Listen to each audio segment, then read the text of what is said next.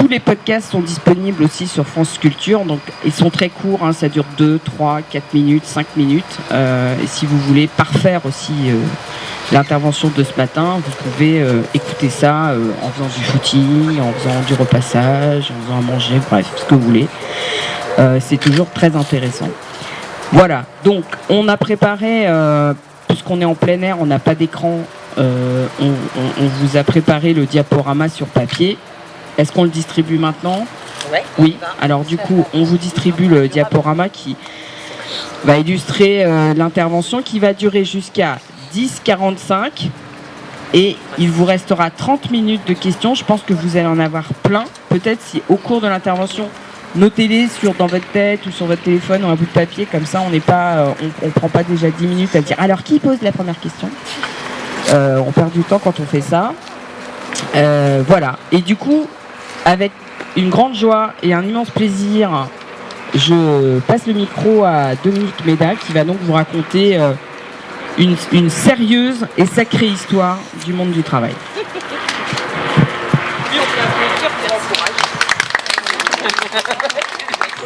Merci beaucoup. Merci pour l'invitation, hein. Je suis très contente d'être avec vous. Alors moi j'ai longtemps travaillé au ministère du Travail, à la DARES, c'est la direction qui fait des statistiques et des recherches. Et puis depuis une douzaine d'années, je suis prof à Dauphine, prof de sociologie, et je dirige le labo de sciences sociales. Et j'ai beaucoup travaillé sur le travail. C'est un peu mon fil directeur. J'avais écrit un premier bouquin en 1995 que j'avais appelé « Le travail, une valeur en voie de disparition ». Et ça avait provoqué pas mal de débats et de malentendus sur ce que je racontais, parce que la même année, il y avait eu le bouquin de Rifkin qui s'appelait « La fin du travail ». Moi, ce que je voulais dire dans ce bouquin, c'est que le travail occupait une place sans doute trop importante dans notre vie. Il y avait une emprise du travail sur nos vies, et que j'avais en quelque sorte un idéal qui était de réduire la place du travail dans nos vies pour qu'à côté, on puisse faire plus de choses, des activités politiques, citoyennes, mais aussi familiales. Et je me disais que si on parvenait en quelque sorte à réduire le temps de travail des hommes, on pourrait permettre que les femmes accèdent plus à l'emploi. Donc une sorte de redistribution du travail. Voilà. Alors ce que je vous présente aujourd'hui, c'est un certain nombre d'enquêtes que j'ai faites depuis pas mal de temps avec des collègues, toujours, on travaille beaucoup en collectif. Et donc ce dont je voulais vous parler, c'était de cette histoire qu'aujourd'hui, il y aurait une crise de la valeur travail. Hein, vous avez entendu ça, les gens voudraient plus bosser, ils seraient paresseux, donc il faudrait les pousser pour aller bosser. Les allocataires du RSA, ils voudraient pas bosser, donc il faudrait les obliger à prendre 15 ou 20 heures d'activité obligatoire. Les demandeurs d'emploi, c'est pareil, donc il faudrait couper les allocations chômage pour que les gens travaillent un peu plus. Vous n'avez pas le droit de regarder tout de suite les tableaux.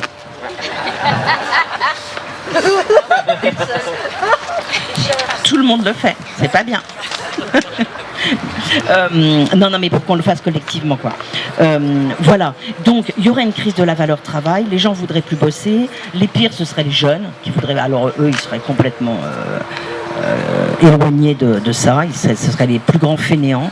Et donc, moi, j'ai fait pas mal d'enquêtes, notamment autour de 2007. On avait fait une enquête européenne précisément pour essayer de mettre à l'épreuve cette idée que les jeunes voudraient plus travailler. Alors, allons-y. Maintenant, on peut ouvrir, si vous voulez, ensemble la première diapo. Donc, voilà mon plan. Hein. Est-ce qu'il y a une crise de la valeur travail ? Je vous montrerai qu'il n'y a pas de crise de la valeur travail, mais une crise du travail. On regardera comment le Covid a accéléré les évolutions et on s'interrogera sur le futur du travail. Donc, le premier tableau que vous avez, ouais, c'est celui-là. Dans votre vie, le travail est-il important ? Ça, c'est l'European Value Survey, une enquête sur les valeurs des Européens, qui a plusieurs vagues. Vague 99, vague 2008 et vague 2017. Alors, regardez le tout premier graphique que je vous ai mis, avec du bleu, beaucoup de bleu foncé. Donc, dans votre vie, le travail est-il important ? On interroge plein de pays et on se rend compte de deux choses sur ce premier tableau. C'est que, d'abord, il y a beaucoup de gens dans tous les pays qui disent que le travail est très important, bleu foncé, mais qu'après, il y a des différences entre les pays. Vous voyez, entre, par exemple, à l'extrême gauche, le Danemark et la Grande-Bretagne, qui sont 40% à dire que le travail est très important, versus de l'autre côté, regardez à l'extrême droite, Pologne, Malte, la Roumanie, la Lettonie et la France, qui disent que le travail est très important, entre 70 à 80%. Donc de grosses différences, et déjà on voit que la France, elle est bizarre. La France est bizarrement placée avec des pays qui ne lui ressemblent pas du tout. C'est conforté, deuxième tableau, dans la vague 2008 de cette même enquête. Ça baisse un tout petit peu, mais la France est toujours, vous le voyez, extrême droite, dans les pays où on est les plus nombreux à dire que le travail est très important, et confirmé encore, troisième tableau, en 2017. Alors ça a un petit peu reculé, je crois que c'est 62%, là, le chiffre. Mais voilà, on est toujours parmi les plus nombreux à considérer que le travail, c'est très important. Alors, je vous montre le graphique suivant, avec du rouge et du gris. Il est très intéressant parce que, vous voyez, on s'est dit, quand on a vu ces différentes enquêtes, qu'il semblait quand même qu'il y avait une spécificité française. C'est-à-dire que la France, elle... voilà, il fallait expliquer les raisons pour lesquelles, en France, le travail est considéré comme très important. Et là, vous voyez dans ce graphique, c'est la vague 2008 de l'enquête, et on essaye de distinguer cela selon le rapport à l'emploi. Alors, quand on regarde les gens qui travaillent à temps plein, c'est à peu près pareil en France, en Allemagne et en Grande-Bretagne. C'est-à-dire, les gens sont autour de 63-64% à dire que, ouais, le travail est très important. Mais dès que on regarde les gens qui travaillent à temps partiel, qui sont au chômage, retraités, étudiants au foyer, dans les deux autres pays que nous, Allemagne et Grande-Bretagne, ça baisse considérablement, et on peut penser que finalement c'est assez normal que les gens qui sont au foyer, étudiants ou retraités ou au chômage, jugent que le travail est très important. Mais nous, en France, quel que soit le rapport à l'emploi, on considère que le travail est très important. Donc il y a vraiment quelque chose de particulier en France.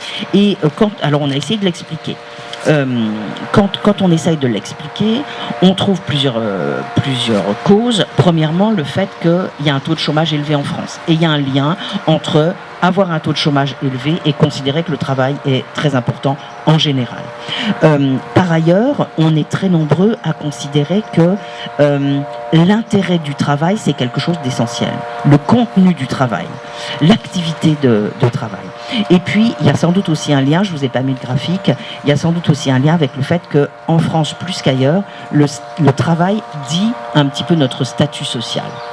Qui on est, quelles études on a faites, à quelle classe de la société on appartient. Alors, si vous voulez regarder le graphique suivant, on essaye de comprendre, en regardant par tranche d'âge, quelles sont les attentes qui sont portées sur le travail. Et donc, on a trois tranches, les moins de 30 ans, les 30-49 ans et les 50 ans ou plus. Et ça, c'est toujours l'EVS 2008 qu'on avait exploité, dont je vous avais dit, lorsqu'on avait fait cette fameuse recherche pour savoir si vraiment les jeunes étaient plus paresseux que les autres, en gros. Et alors là, qu'est-ce qu'on voit ? Eh bien, on voit que le tiercé de tête...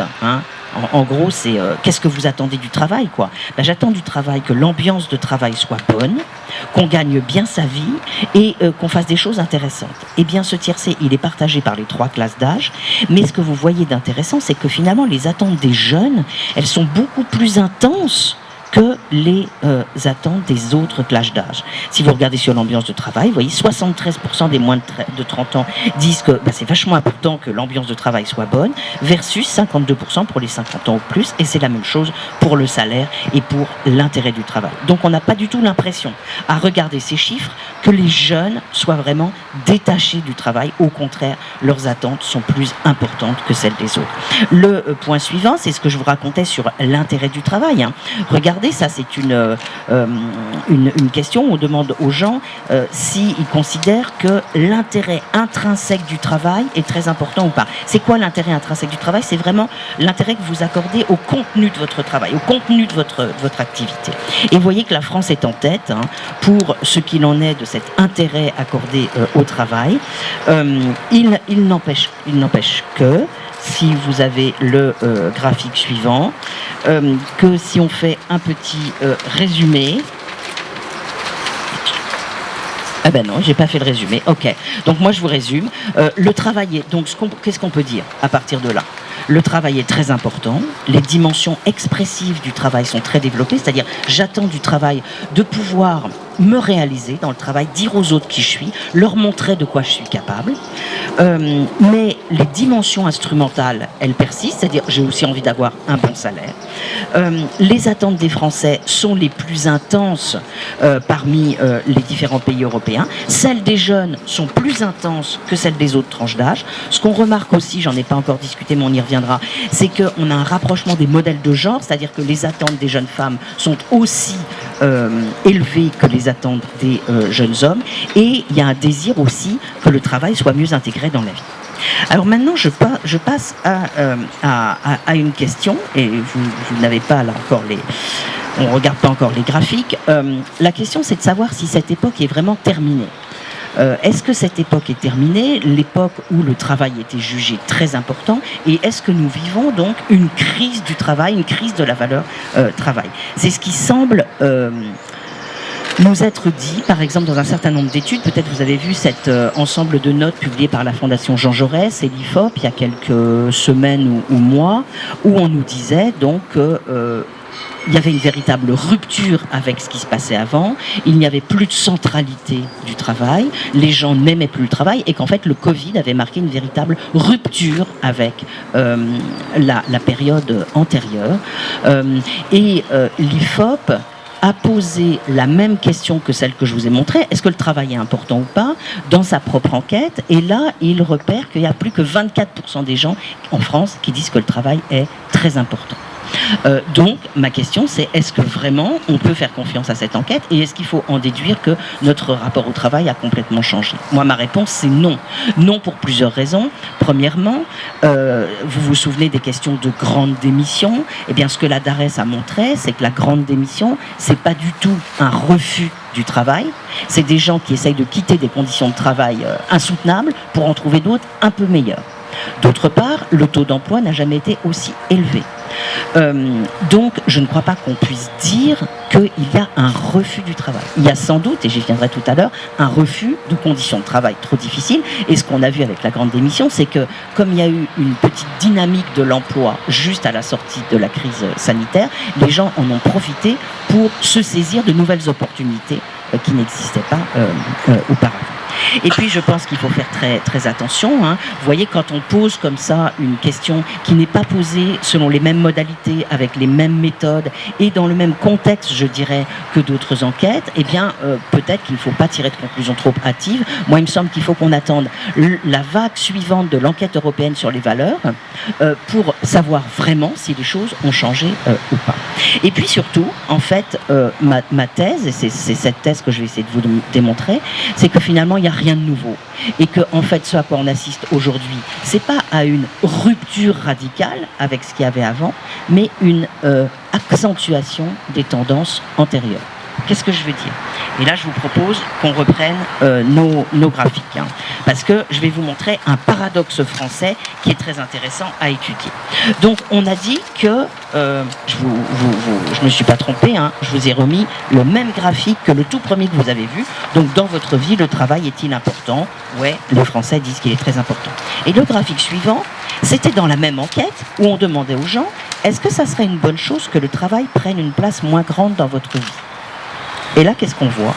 On voit que la France est en première position, en pôle position, avec presque autant de gens qui déclarent qu'ils aimeraient que le travail prenne moins de place dans leur vie que de gens qui déclarent que le travail est très important. Ça, c'est un vrai paradoxe. Donc on se demande comment ça peut tenir ensemble, ces deux choses-là. Comment ça peut tenir ensemble? Alors, c'est pas impossible qu'à l'époque, le jugement ait été influencé par le contexte. On est en 99, là. Et donc, c'est le grand moment de la réduction du temps de travail. Tout le monde parle de la réduction du temps de travail. Et c'est possible que les gens aient eu plus envie, étant donné les débats, de dire qu'ils avaient envie que le travail prenne moins de place. Mais moi, je pense pas que ça s'explique comme ça. Je pense que ça s'explique autrement, et que ce paradoxe n'en est pas vraiment un. N'en est pas vraiment un. Oh là là. Si on passe au graphique suivant, Normalement, je vous ai mis les résultats d'une autre enquête, vous voyez, qui est passée à ce moment-là en 2003, où on a essayé de pousser les gens dans leur retranchement pour leur demander, bon, d'accord, vous dites que le travail est important, mais finalement, est-ce qu'il est plus ou moins important que d'autres choses? Et donc voilà, on leur pose carrément la question, est-ce que vous diriez que votre travail est plus important que tout le reste? Voilà, il y a 3,6% des gens qui disent que oui. Bon, il est très important, mais autant que d'autres choses, 25%. Et en fait, la réponse qui reçoit le plus de plébiscite, c'est le travail, il est assez important, mais moins que d'autres choses, vie familiale, vie personnelle, vie sociale. Alors vous allez me dire, ça ne veut pas dire grand-chose, moins important, plus important, important, tout le monde met un peu ce qu'il veut derrière ce terme, c'est vrai, c'est tout à fait vrai, mais ce que je trouve intéressant, c'est que dès cette époque, dès 2003, les gens sont capables de dire déjà, on n'est pas aujourd'hui, les gens sont déjà capables de dire, oui, en fait, le travail, c'est important, mais il y a aussi d'autres choses qui sont très importantes. Et ça va nous permettre d'avancer. Et je vais vous présenter 2 explications qui, selon moi, permettent de résoudre ce paradoxe. La première explication, c'est que oui, le travail est important, mais il faut qu'il soit bien intégré dans le reste de la vie. Et parce qu'on a d'autres choses à faire dans notre vie. On a d'autres obligations. Alors, je vais vous parler justement des difficultés de conciliation. Et je vous ai mis là le graphique suivant, le 4 pages que l'INSEE avait sorti à l'occasion de la publication des résultats de cette enquête, dont je vous montrais les résultats, là, l'enquête construction de vie, histoire des identités. Où on nous dit que finalement, qu'est-ce qui est le pilier des identités? C'est la famille. C'est la famille qui est le pilier d'identité. Vous voyez, cette INSEE première nous dit, à la question « Qu'est-ce qui permet le mieux de dire qui vous êtes ?» La question est forte. Qu'est-ce qui permet le mieux de dire qui vous êtes? 86% des personnes citent leur famille.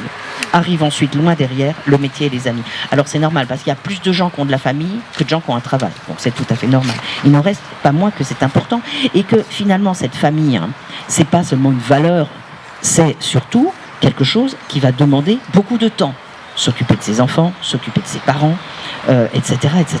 Et la conciliation entre vie professionnelle et vie familiale, elle est jugée de plus en plus difficile, notamment à mesure que les femmes sont plus nombreuses dans l'emploi. Or, dans les 30 dernières années, on a vu vraiment le taux d'activité et d'emploi des femmes augmenter. C'est ce que je vous ai mis juste après.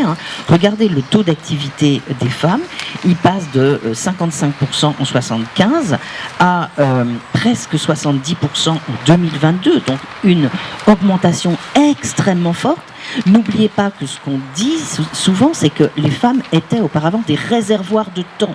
C'était les femmes qui assuraient toutes les tâches de conciliation, puisqu'elles travaillaient beaucoup moins que les hommes. Les hommes étaient au travail, les femmes pas complètement au foyer, mais c'est elles qui assuraient les tâches de conciliation. Plus les femmes travaillent, plus elles sont nombreuses en emploi, plus elles sont nombreuses en emploi dans des postes de responsabilité, plus c'est compliqué quand il y a de la famille.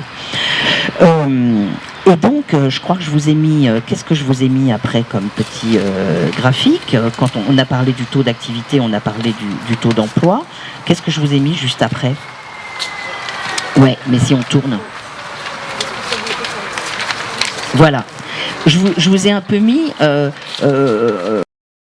presque chronologiquement, des graphiques qui nous montrent en effet que la famille, c'est quelque chose qui nécessite du temps. Donc là, par exemple, vous voyez, c'était une enquête de 2002 où on demande aux gens s'ils rencontrent des difficultés pour se concentrer au travail à cause de responsabilités familiales. Et regardez, la France est parmi les premiers à dire que, ouais, j'ai des difficultés à me concentrer au travail à cause des responsabilités familiales. J'ai ma vieille maman dont je sais pas quoi faire, qui va pas bien. J'ai mon enfant qui est malade, blablabla.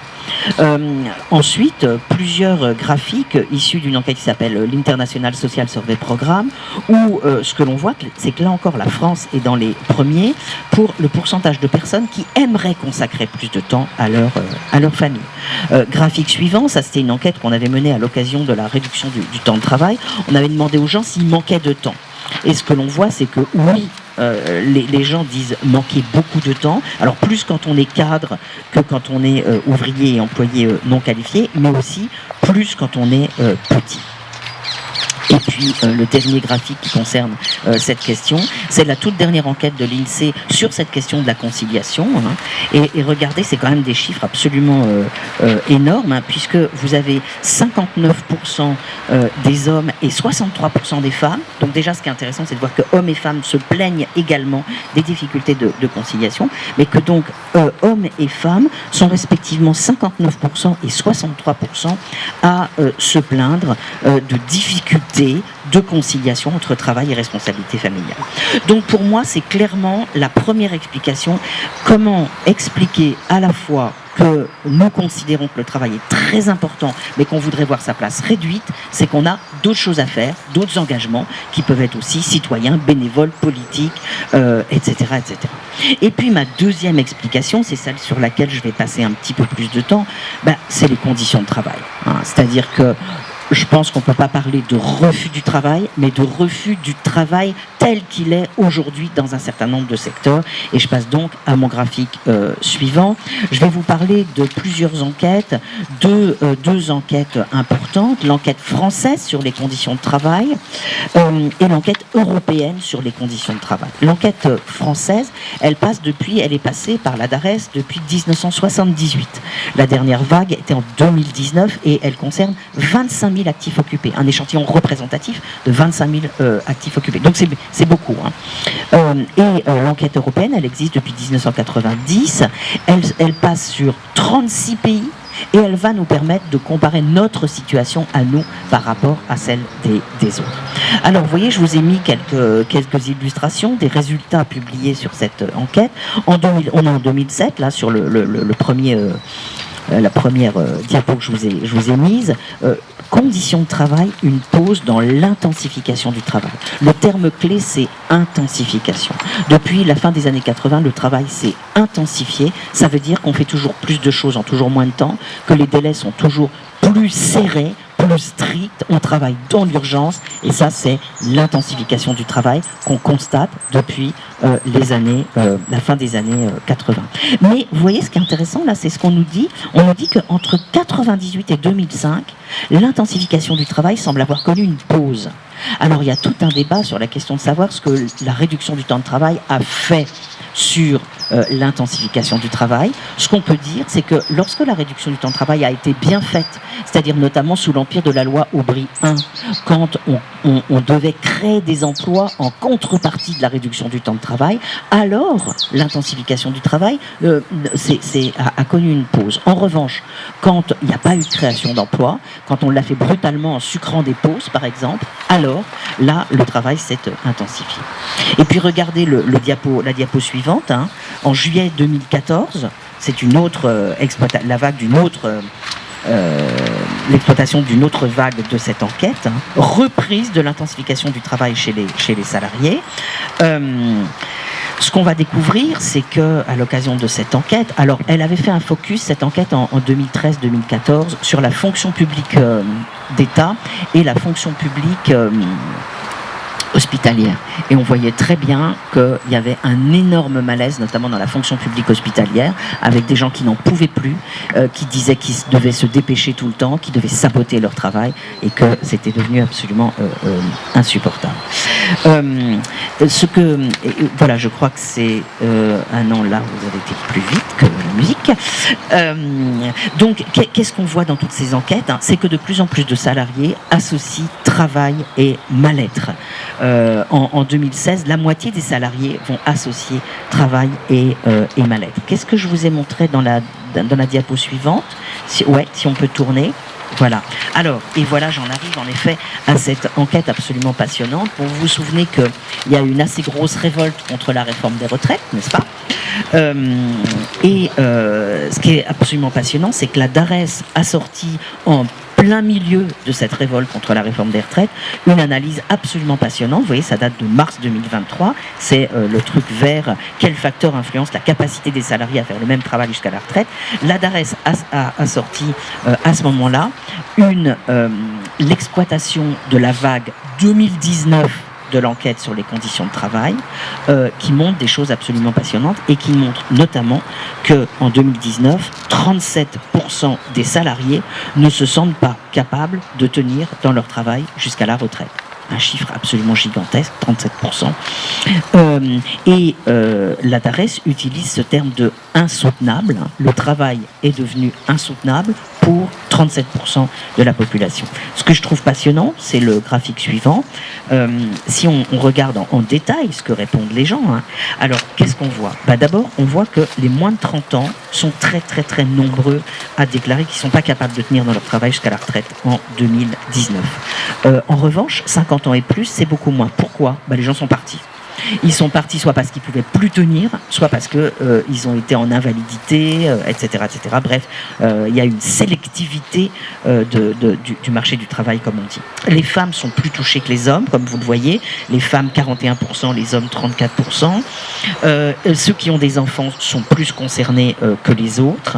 Et vous voyez que ce qui est absolument passionnant aussi, c'est que toutes les catégories socio-professionnelles sont atteintes. Les cadres sont 32%, professions intermédiaires 38%, employés ouvriers 39%. Donc ça, c'est vraiment un résultat extrêmement intéressant. Je crois vous avoir mis la slide suivante. On rentre dans le détail des familles professionnelles qui comptent les proportions les plus élevées et les moins élevées de salariés qui déclarent ne pas être capables de tenir dans leur travail jusqu'à la retraite.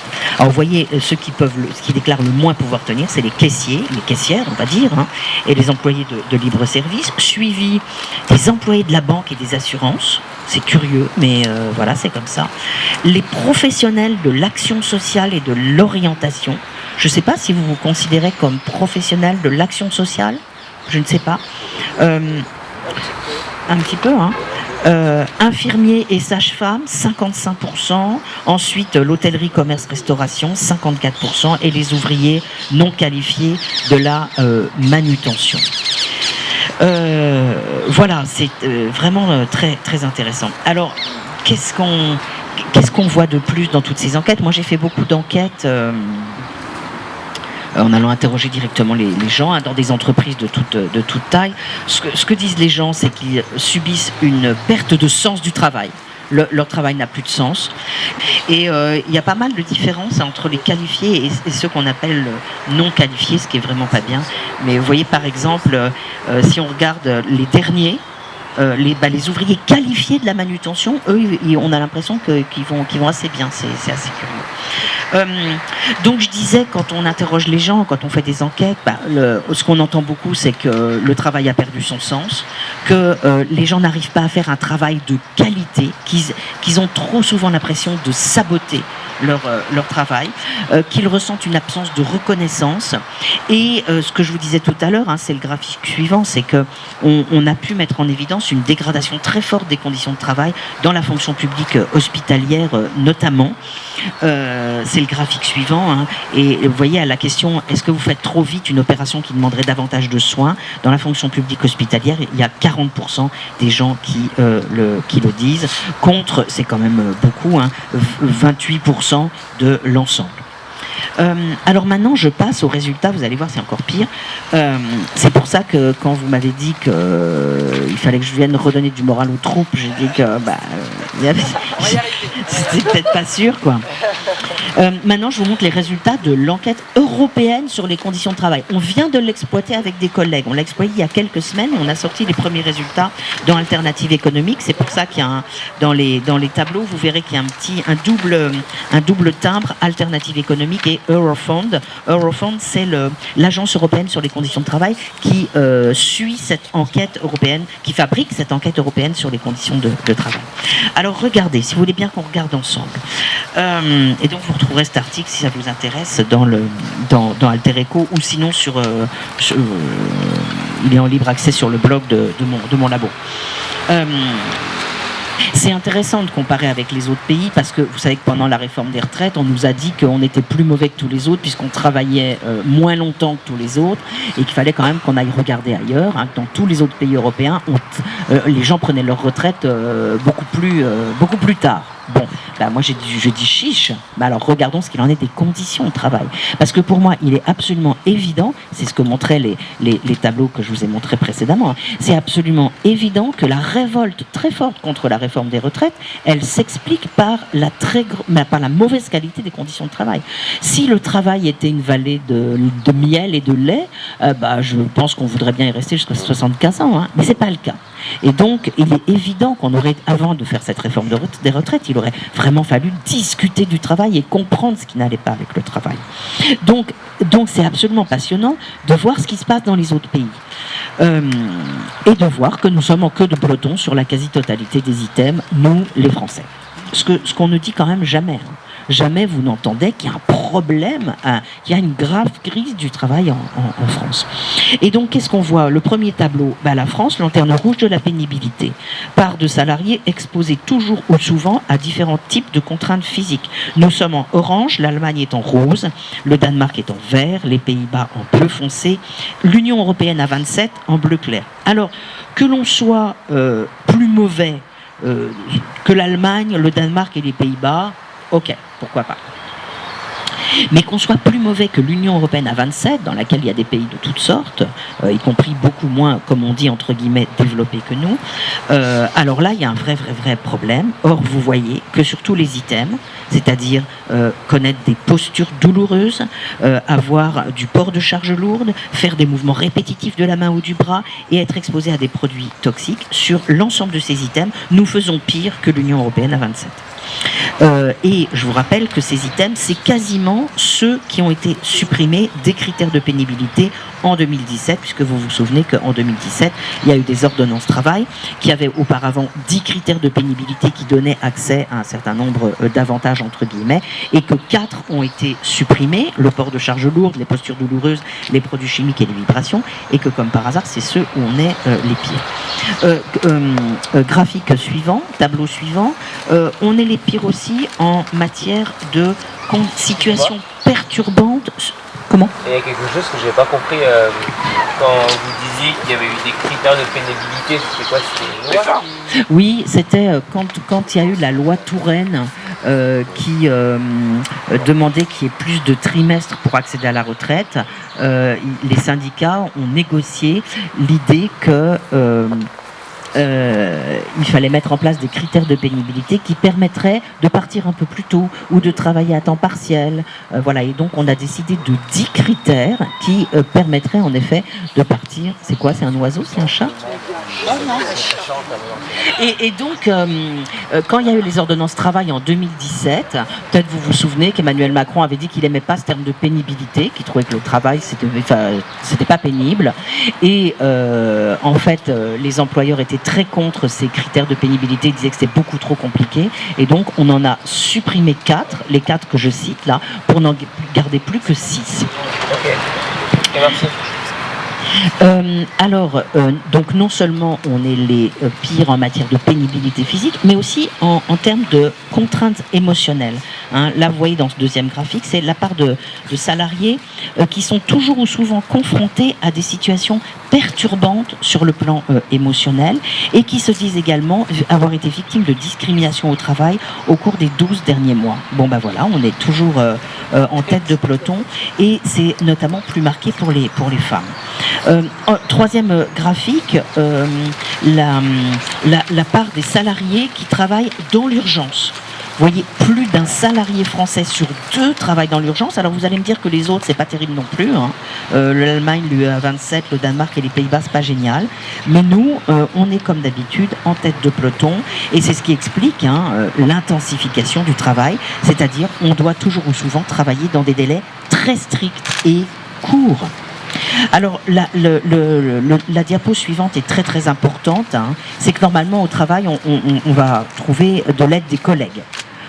C'est ce qui permet de tenir, notamment quand les exigences sont trop élevées. Eh bien, manque de chance, en France, on est parmi les moins nombreux à avoir un soutien de la part des collègues. Vous voyez, là, c'est la part de salariés qui considèrent que leurs collègues les aident et les soutiennent toujours. Bon, ben en France, on est moins de 40%, on est encore moins bon que les autres. Ça, c'est très très ennuyeux, hein, comme s'il y avait une... une dissolution des collectifs de travail et une moindre solidarité à l'intérieur des collectifs de travail.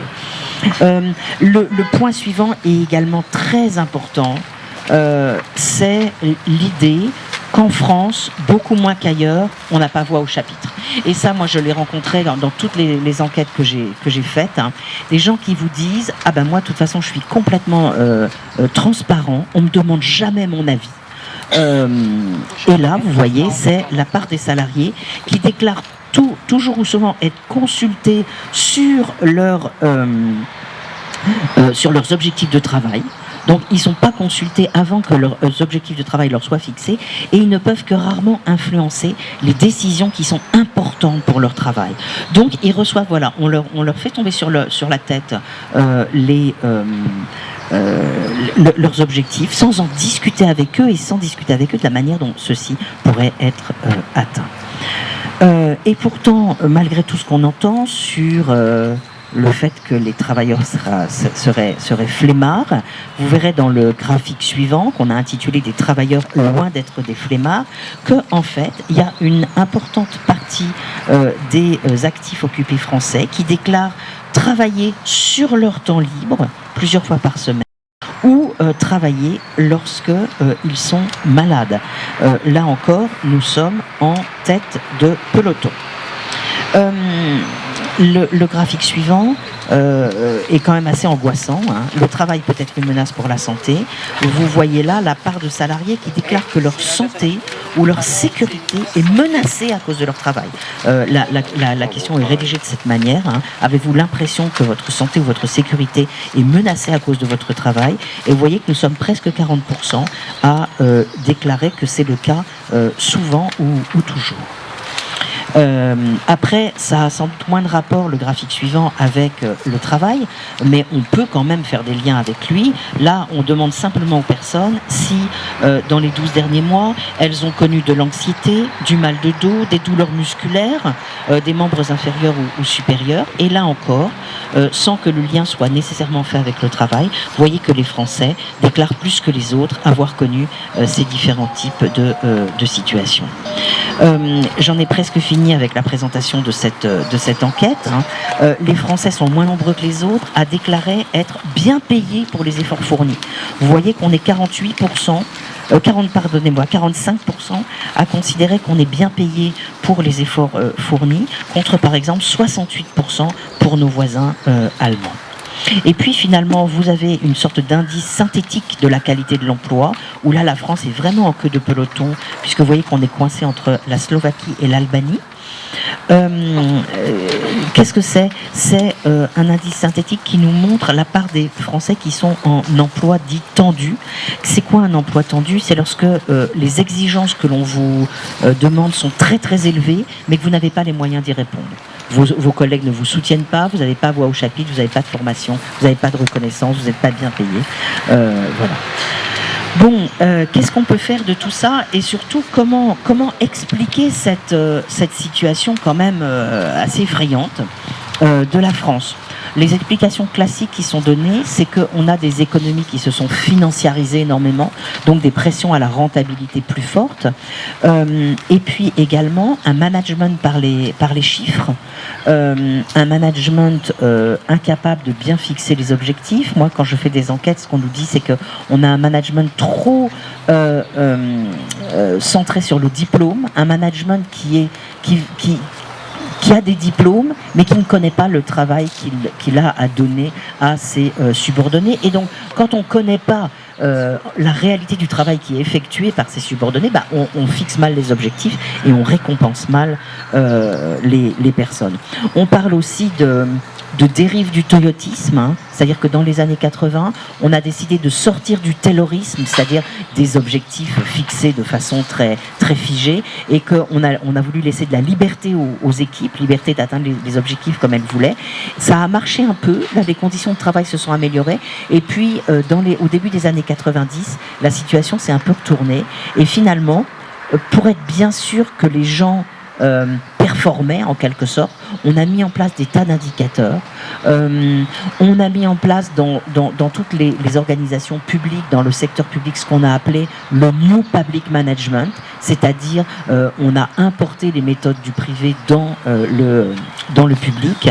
Et finalement, ce qu'on a voulu, c'est suivre de plus en plus précisément la performance des personnes, soit pour qu'elles en rendent compte à leurs supérieurs dans le public, soit pour qu'elles en rendent compte à leurs actionnaires dans le privé, pour maximiser la valeur pour l'actionnaire. C'est-à-dire, on considérait que les dirigeants, ils sont là pour maximiser la valeur pour l'actionnaire.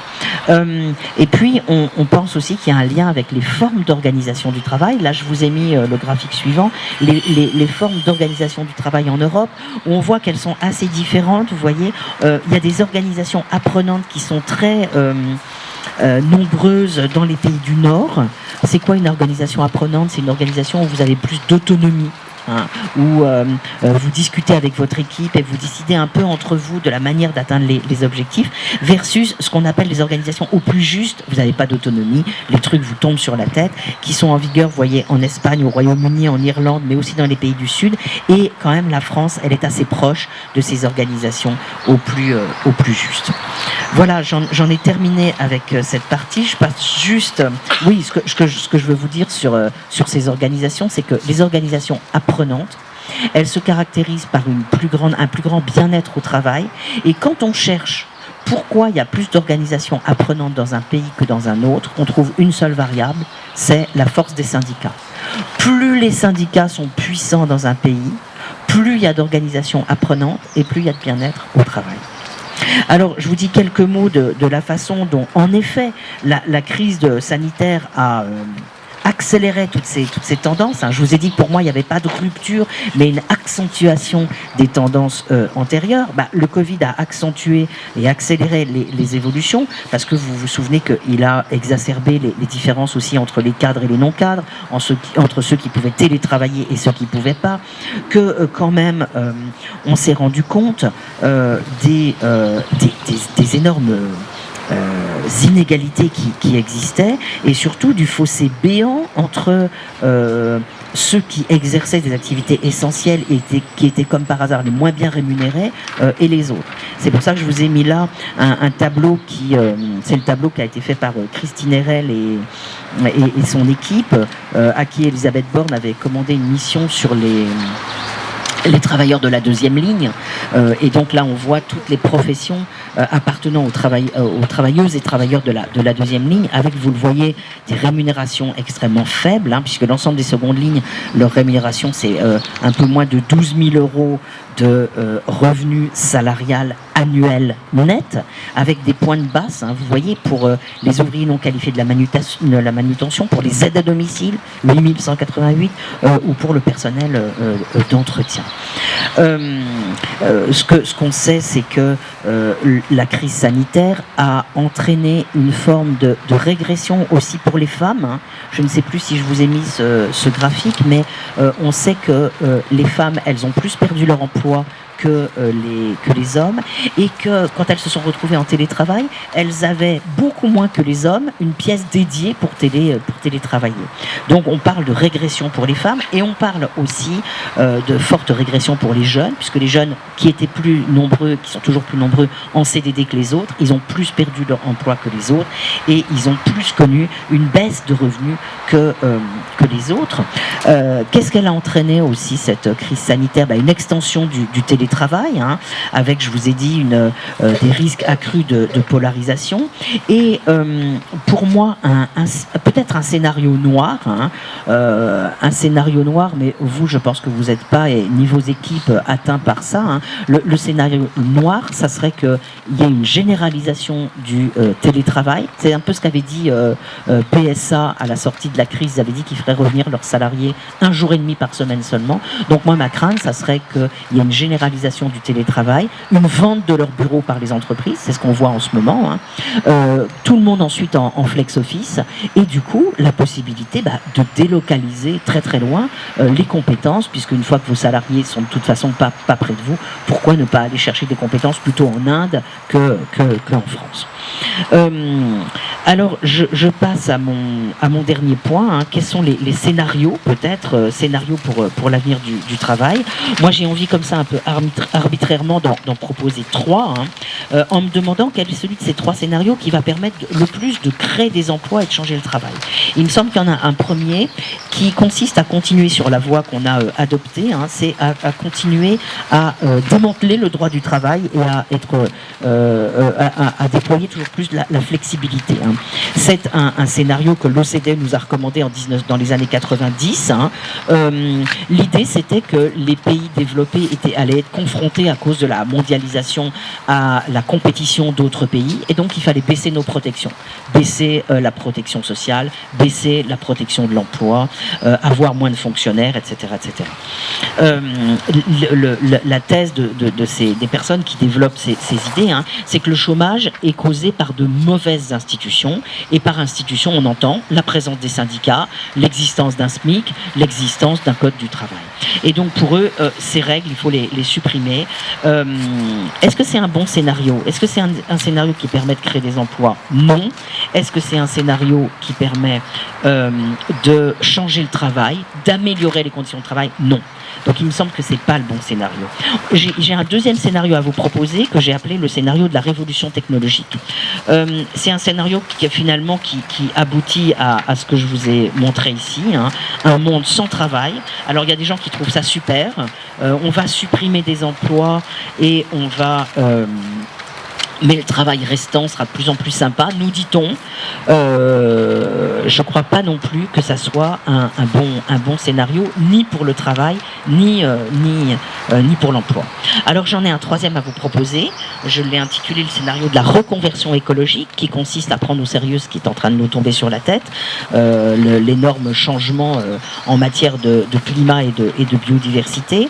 Et donc, il consiste à prendre au sérieux le fait qu'il faut qu'on prenne soin à la fois des ressources naturelles, de la nature et des humains. Donc c'est un scénario rose-vert en quelque sorte.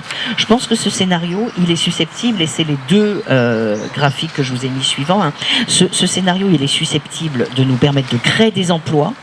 Pourquoi ? Parce que les études nous montrent que si on investit suffisamment, normalement on devrait créer des emplois, pas seulement dans l'écologie, mais partout, parce qu'on va devoir profondément revoir nos manières de produire. Je vous ai montré 2 études qui nous disent qu'on pourrait créer entre 600 000 et 2 millions d'emplois à l'horizon 2030, à condition d'investir massivement dans certains secteurs. Et je pense qu'on aura besoin de plus de travail humain partout, dans le BTP, dans les transports, l'agriculture, l'artisanat, l'industrie, le recyclage, la réparation, et plus généralement dans tous les métiers qui sont en relation avec le public. Simplement, il faudra qu'on fasse très attention aux recompositions et aux restructurations, c'est-à-dire ça ne va pas se faire naturellement. Il faudra qu'on anticipe les reconversions, notamment dans les secteurs qu'il faudra fermer. Il faudra qu'on cartographie les compétences, et puis il faudra qu'on accepte d'embaucher beaucoup dans tous les secteurs qui en auront besoin. Et il me semble que pour faire ça, que c'est une occasion à la fois, cette reconversion écologique, de créer des emplois, mais aussi de changer le travail. C'est-à-dire de relocaliser des emplois et d'en profiter pour avoir peut-être des entreprises de plus petite taille et dont la gouvernance serait différente. Et donc, je vous ai mis une dernière slide sur un bouquin qu'on a publié récemment qui est intitulé « Manifeste travail, démocratiser, démarchandiser, dépolluer ». Ce que l'on soutient, c'est qu'on a absolument besoin aujourd'hui de démocratiser le travail. Et qu'est-ce qu'on entend par là ? On entend l'idée que les organisations de travail, elles doivent absolument s'ouvrir, faire le contraire de ce qu'on a vu jusqu'à maintenant. C'est-à-dire qu'au lieu que les objectifs tombent comme ça sur la tête des gens, il faut absolument que les travailleurs eux-mêmes décident de la manière dont le travail doit être organisé. Ça veut dire que, et dans les entreprises privées et dans le secteur public, il faut qu'on invente d'autres modes de gouvernance. Alors, ce qu'on défend dans ce bouquin, c'est une thèse qui peut paraître un peu utopique, c'est-à-dire l'idée que, notamment dans les entreprises privées, il faudrait qu'il y ait à égalité une représentation des salariés et une représentation des actionnaires, et que ce soit cette double chambre, en quelque sorte, qui nomme le dirigeant et qui prenne les décisions essentielles pour l'entreprise. Et on propose la même chose pour les organisations publiques, bien sûr, c'est-à-dire que ceux qui font le travail et qui sont les mieux placés pour dire comment le travail doit être fait, et voient au chapitre et participent à la décision. Voilà, j'espère ne pas avoir été trop longue, et maintenant, ouvrons la discussion.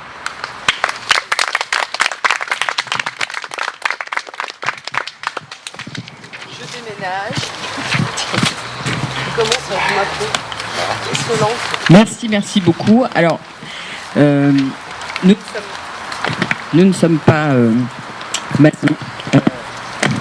Je voulais préciser ça, d'avoir fait intervenir Madame Médard.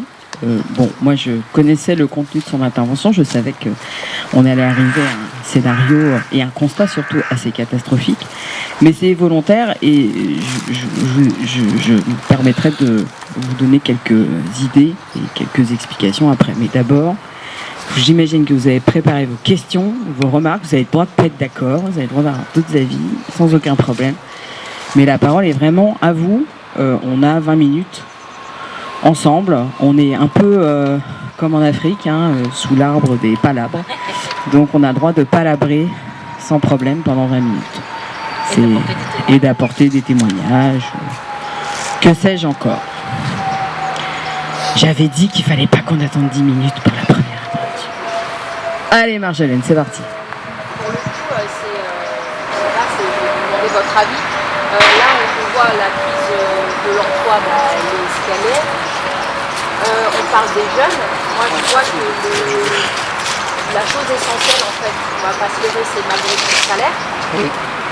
C'est ce qui nous anime. Enfin, déjà, on en a tous besoin. Oui. Un salaire bas, ou très peu, on comprend bien. Oui. Et pour le coup, sur votre dernière remarque, le fait de vouloir des conditions de travail meilleures, mieux, etc. Est-ce que, selon vous, si on propose un cadre de travail correct mais avec un salaire moindre, est-ce que vous pensez que du coup, ça peut favoriser l'embauche, ou est-ce qu'on restera toujours bloqué sur le salaire? Alors, je pense que le salaire, c'est en effet très important, et c'est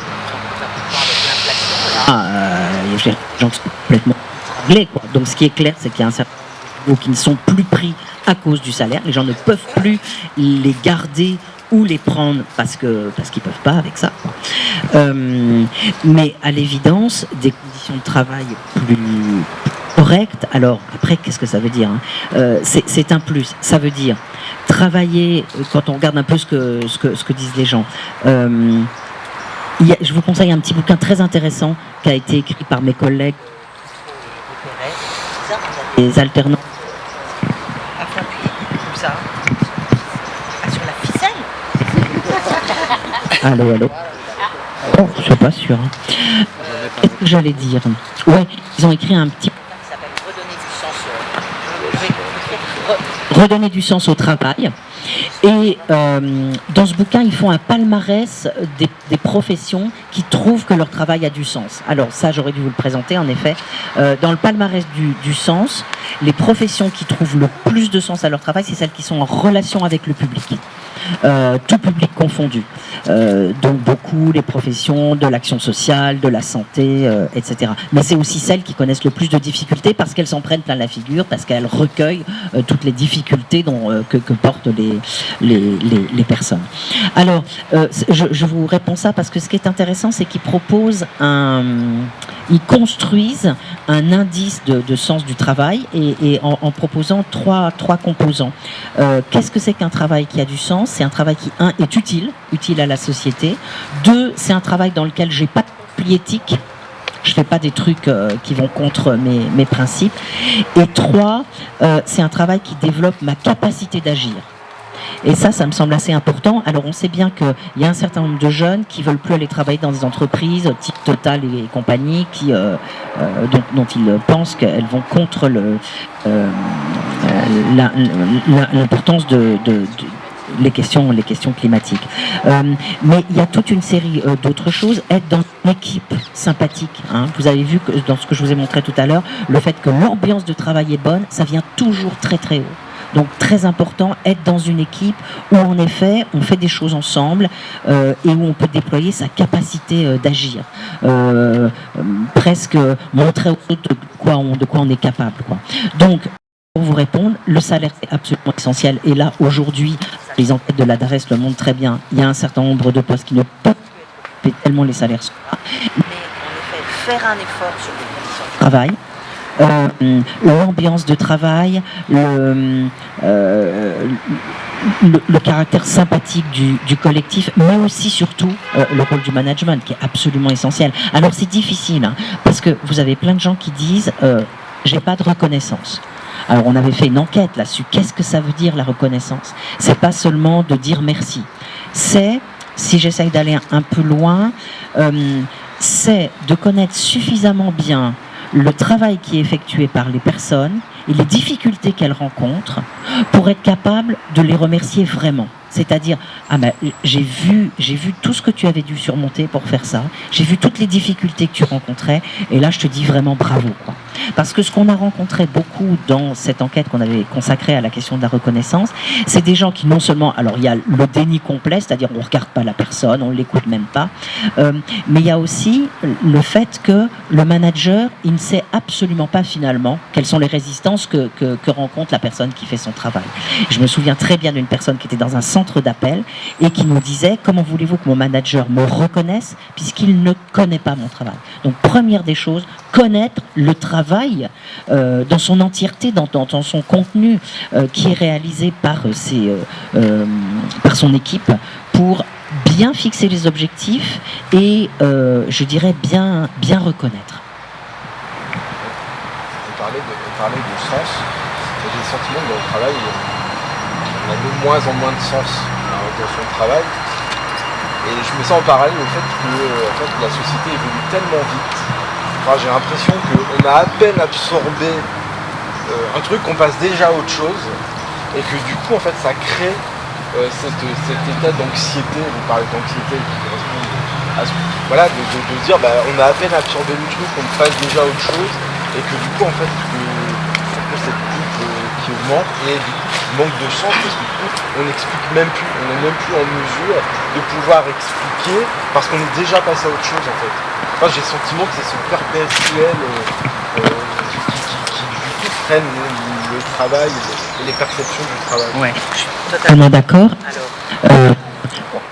On l'explique à la fois pour le secteur privé où en fait, les fusions, acquisitions et les changements de propriétaires et tout ça se succèdent à un rythme effréné quand même.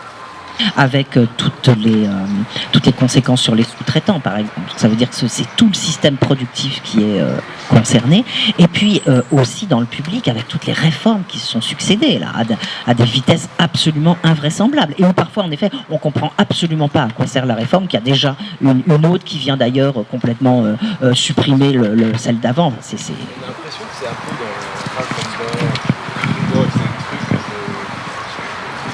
Love Story ou je sais pas quoi, où il faut laisser sa marque en fait. Ouais. Sans trop comprendre, mais il faut laisser sa marque, laisser son nom. Ça c'est le cas des lois. C'est le cas pour les lois où en effet chaque ministre a envie du nom. Même dans les entreprises, ça, tout à fait. C'est aussi de laisser sa marque, même sans trop comprendre, mais faut qu'on retienne quelque chose de mieux. Oui, il y a aussi cette idée que l'on voit par exemple parfaitement portée par le président de la République, hein, qu'il faut bouger. Il faut bouger. Il faut avancer, hein, quand Elisabeth Borne qui dit voilà, on est content parce qu'on avance, il faut avancer, il faut aller quelque part. Ah non, moi je pense que là on aurait vraiment intérêt à s'arrêter, à regarder et peut-être à sélectionner en effet les réformes que l'on doit faire, quelles sont les priorités, où on doit aller. Absolument, absolument. Et ça on n'est pas du tout parti pour ça. Moi j'arrive pas trop à comprendre, j'ai bien aimé...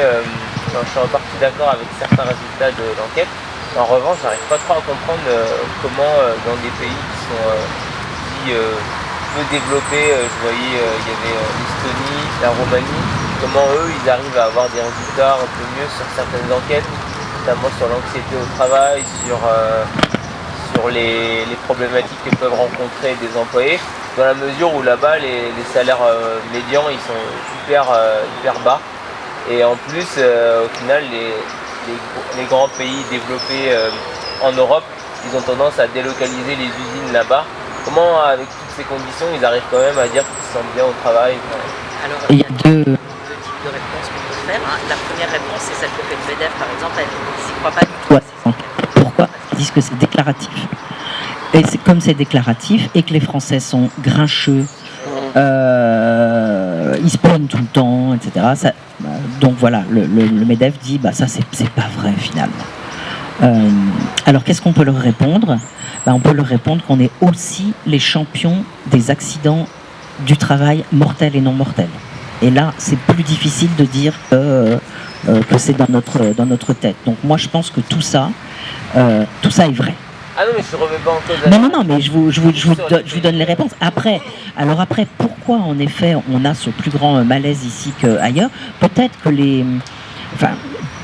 après tout, on peut avoir des salaires bas là-bas, et puis avoir des collectifs de travail qui fonctionnent et tout ça. Parce que vous voyez, le dernier graphe sur la qualité de l'emploi, il me semble très important. C'est-à-dire, nous, on a plusieurs défauts à la fois. C'est-à-dire, on a des exigences élevées, il faut aller vite, il faut produire, il faut répondre tout de suite, dans des délais très serrés, etc. Mais on n'a pas le soutien des collègues, on n'a pas voix au chapitre, on n'est pas bien payé, on a tout en même temps en quelque sorte. C'est pour ça que c'est un peu comme ça qu'on l'explique. Il n'est pas impossible que dans d'autres pays, certes, les salaires ne sont pas bons, mais peut-être qu'il y a plus de collectifs de travail, peut-être qu'il y a plus accès à ceci ou à cela, qui explique que leur malaise est moins grand.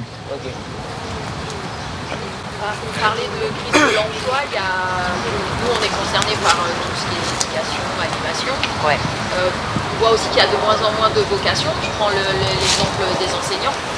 Les conditions de travail sont catastrophiques. Oui. Alors je mets de côté le monde hospitalier, mais les conditions sont catastrophiques aussi. Et pour le coup, il y a aussi une crise de l'éducation. On a l'impression qu'il n'y a plus d'éducation parce que ça va tellement vite justement que les enfants sont plus éduqués. Donc en fait, on va peut-être tout reprendre à la base et donner la valeur du travail. Un enfant, même maintenant, le bac, on leur donne, ils n'ont même plus besoin de travailler pour l'obtenir. Donc pour le coup, est-ce qu'il ne faut pas tout reprendre à zéro à partir de là, de l'éducation tout simplement? Marjolaine, présidente. Mais en même temps, c'est la génération des parents qui elle-même a manqué d'éducation et j'ai l'impression que plus on va, plus ça régresse. Alors, je ne suis pas totalement d'accord. Pourquoi? Parce que même si on dit que le bac, on le donne et tout ça, les étudiants, les élèves, ils n'ont jamais été aussi stressés. Il y a une pression des parents qui pèse sur eux qui est absolument épouvantable. Mais bien sûr. Non, mais c'est tout. C'est-à-dire que pour avoir un emploi considéré comme pas mal, on s'y prend des 3 ans, quoi. Même bien avant. Et même bien avant. Donc, il faut être dans la meilleure école, et il y a une pression qui pèse sur les enfants qui est absolument abominable, qui est de pire en pire. Et on voit bien qu'ils vont quand même très très mal. Hein. Alors, il y a eu le Covid qui est passé là-dessus, mais la pression est insupportable et on est dans un pays très particulier en cette matière. Alors, pire que nous, il y a la Corée.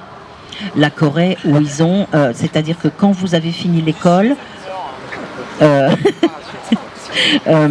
quand vous avez fini l'école, vous allez d'abord à des cours de rattrapage dans des écoles privées, etc. Et puis encore après à la maison.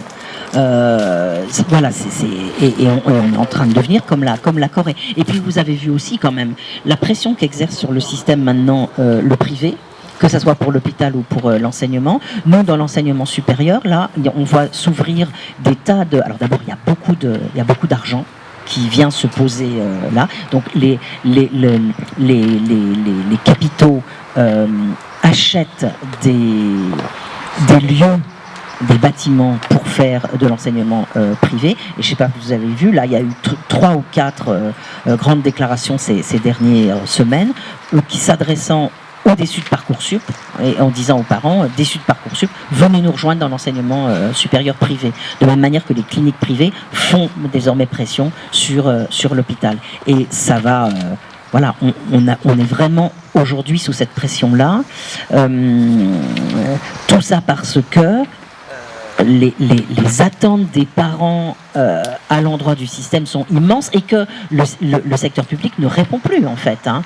On sait très bien, il n'y a pas assez d'effectifs dans les hôpitaux, il n'y a pas assez d'effectifs dans l'éducation nationale, et donc c'est là qu'on est complètement étranglé. Et on connaît très bien ce genre de, comment dirais-je, ce genre de raisonnement, c'est-à-dire pas assez d'effectifs dans le public, entraîne une dégradation du service rendu par le public et entraîne une attente de création de structures privées qui vont récupérer une partie des choses, quoi. David, je me demandais quand est-ce que la vie elle arrive. Pas trop long la vie, parce qu'il reste Alors, moi j'ai vu la présentation. plus fort, plus fort. Voilà, pour la question, c'est comment expliquer cette régulation dans laquelle il y a plusieurs acteurs de capitalisme dans la société actuelle.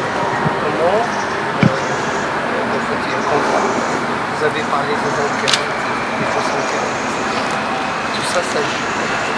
Puisqu'on régule en fait quelque chose qui passe ce capitalisme qui nous traverse et que nous-mêmes on est régulateurs. C'est-à-dire qu'on fait partie du système et qu'on y participe, bah oui, oui. C'est-à-dire à aucun moment, peut-être qu'on va manifester un moment ou un autre, mais dans la vie, on court avec notre enfant par le milieu. Bien sûr, bien sûr. Il est malade, mais il va quand même travailler parce que nous-mêmes, on ne peut pas faire ça. On parle de l'intensification du travail, mais aussi du temps qu'on nous a complètement privé, du temps qu'on nous a pas tenu. En fait, il y a un moment on disait qu'en fait on est un petit peu les plus bêtes des bêtes. Parce qu'on est les seuls en fait à tout payer. L'eau qu'on boit, les oiseaux ne payent pas l'eau, ne payent pas l'électricité, ne payent pas la lumière, j'allais dire. Nous on paye tout. Oui, mais on a des conditions de vie peut-être un peu meilleures quand même que les animaux. Je sais pas, j'ai pas... Vous n'avez pas l'impression? J'aurais aimé être à la place de mon chat, par exemple. Ah,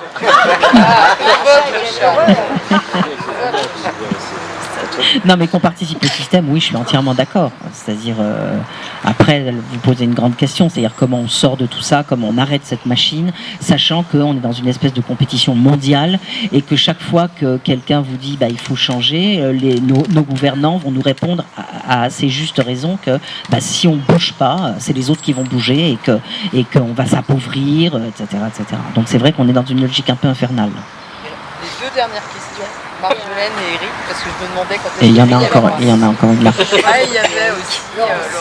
Il y a M.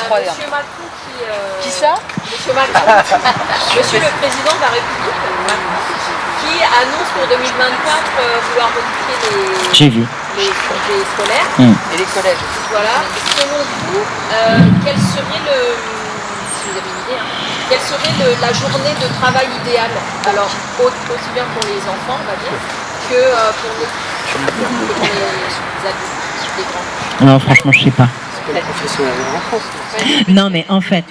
Non, mais moi j'ai beaucoup travaillé sur les 35 heures à l'époque des 35 heures et j'étais très très pour.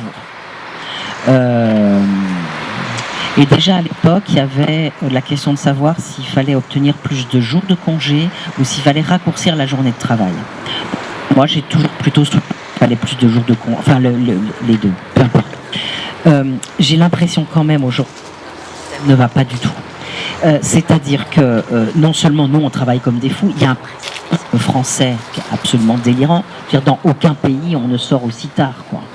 Vous regardez dans les pays du Nord, en Allemagne, aux États-Unis, ils sortent beaucoup plus tôt que nous. Ce qui fait qu'ils ont du temps pour leur vie familiale, sportive, amicale, etc. Et ils ont moins de jours de congé. Alors là, bon, je n'aurais avoir dit ça, mais c'est vrai que si on n'a pas été dans le mauvais sens, finalement, et si on n'a pas, avec notre système scolaire et notre système de travail, quelque chose qui va pas. C'est-à-dire, on a en effet une densification du travail qui se paye par des jours de congé plus nombreux, mais qui ne reposent pas ces jours de congé plus nombreux, en fait. Donc, bref, tout ça pour dire qu'il faudrait se poser, regarder l'ensemble du système. Et, c'est-à-dire, par exemple, ne me grondez pas, mais je suis pas totalement en désaccord avec le président de la République quand il dit que les vacances, c'est quand même un casse-tête pour plein de parents, quoi. Et donc, ça ne veut pas dire qu'il faut raccourcir les vacances, mais peut-être mieux organiser l'accueil des enfants, etc., etc. Je crois que c'est votre... Bah évidemment. Évidemment. Eric et Laurence, pour terminer. Je pense que je vais employer un terme un peu général, mais bon, le néolibéralisme, donc ce qui s'est déployé dans nos pays depuis les années 90, avait dans sa ligne de mire la vocation, le métier, la logique professionnelle, le professionnalisme, et que tout ça a été en effet cassé. C'est-à-dire qu'aujourd'hui, c'est des choses qui sont un peu méprisées, alors que c'est hyper important. C'est-à-dire que la logique professionnelle, le métier, les compétences du métier, la capacité à connaître des choses, à avoir des savoir-faire, c'est hyper important, mais tout ça aujourd'hui est gommé et on nous dit que ce qui est mieux, c'est une logique gestionnaire, qui est donc la même pour tous, et la logique professionnelle, elle s'est fait complètement écraser par la logique gestionnaire, c'est absolument évident. Et pour remettre ça en selle, ça va être super compliqué. J'ai complètement vu vos paroles à 100%. Moi, je trouve que c'est très intéressant, notamment sur l'engagement syndical, puisque oui. Le désengagement du tout au final syndical et même citoyen. On voit aussi au travers des élections, etc. Les gens se mobilisent pour des raisons, des vraies raisons. Oui. Ma question aussi, enfin là c'est plutôt une impression concernant les jeunes. Est-ce qu'au final, dans leur résilience, ils ne sont pas plus malins que nous, c'est-à-dire qu'ils n'auraient pas au final fait du travail, non pas un objectif, pour monter au niveau compétences socio-professionnelles, etc., à la place dans la société, mais est-ce qu'ils n'arriveraient pas à en faire juste un outil, c'est-à-dire à se dire par exemple, tiens, j'ai bossé 3 ans dans tel boulot, je vais amasser un peu d'argent, et puis ensuite je vais partir un an, faire le tour du monde, etc. Moi aussi j'ai une jeune avec le poste de vie, les gens sont partis faire de la pédagogie familiale, par exemple.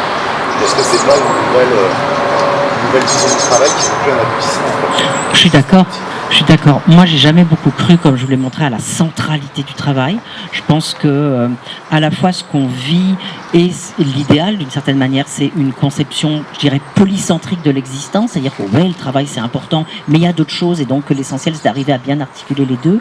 Mais on est, donc là, je pense qu'on est dans un moment où, en effet, où ça bouge. C'est-à-dire, je pense pas du tout qu'on a une rupture, et surtout, la rupture, c'est pas le refus du travail, c'est plutôt, comme je disais tout à l'heure, une accentuation, c'est-à-dire de plus en plus une relativisation en effet du travail. Simplement, la société n'est pas du tout prête à ça.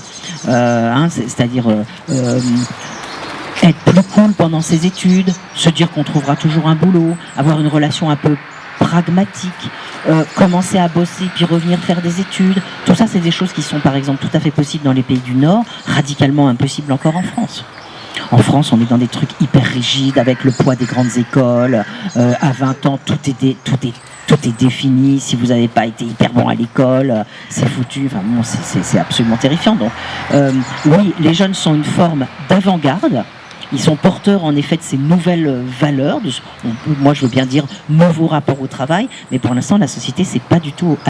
Et eux, ils s'en prennent quand même plein la figure parce que ils ont un niveau d'éducation de plus en plus élevé. C'est ça qu'il faut jamais oublier. Ils ont un niveau d'éducation de plus en plus élevé, de formation. On leur a quand même appris à la fac à être autonome, etc. Et puis ils arrivent dans des organisations de travail où ils sont hyper maltraités. Ils font des stages qu'on ne paye pas, ils n'ont pas d'autonomie, on leur fait faire les plus sales boulots, c'est eux qui sont en CDD. Donc ça, il ne faut jamais oublier quand même aussi. Justement, cette verticalité qu'on a dans le monde du travail, mais aussi dans le monde citoyen, on l'a bien vu avec la réforme des retraites, au final, ça fait pas, on est très vertical. Bien sûr. La base, mais c'est évident. C'est évident.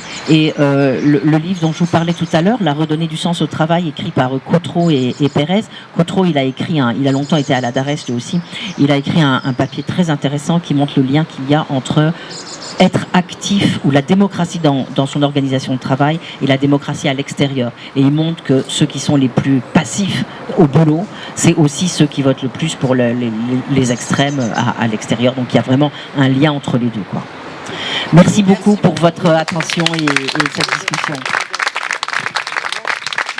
Voilà, moi je voulais vraiment remercier Dominique Médard. Enfin, je pense que vous avez une petite idée de l'immense chance qu'on a de la voir ce matin, parce que c'est... Si, quand même, parce qu'elle est extrêmement prise de partout. Donc, et puis, ça, on a une petite dizaine de minutes pour discuter à propos de ce que vous avez bien voulu nous raconter ce matin, qui était effectivement absolument passionnant. Merci beaucoup. Pour votre invitation.